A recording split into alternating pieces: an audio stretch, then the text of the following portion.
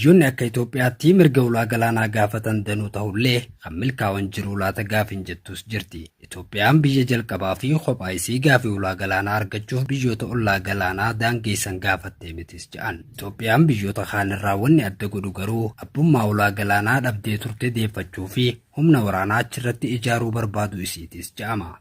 Bal'ina oduu kanaatiif Malkaa Milkii akkatti aanutti isin biraan ga'a. Biyyoonni hedduun gaafii ulaa galaanaa wal fakkaataa dhiyeessanii fi ammallee gaafachaa jiran baay'eedha. Haa ta'u malee bakki argama Itoophiyaa naannoo galaana diimaa iddoo geejjibni galaanarraa kan addunyaa hedduun qaxxaamururraa osoo baay'ee hin fagaatin ta'ee osoo jiruu ulaa galaanarraa daangeffamuu isii kanaas mootummaan Itoophiyaa amma biyya bulchaa jiru shira itti yaadamee isarratti xaxame akka ta'etti amana. Addunyaan daldala galaanarraa kanaan oomisha baasuu fi galchuun dorgommii guddaa keessa jirti.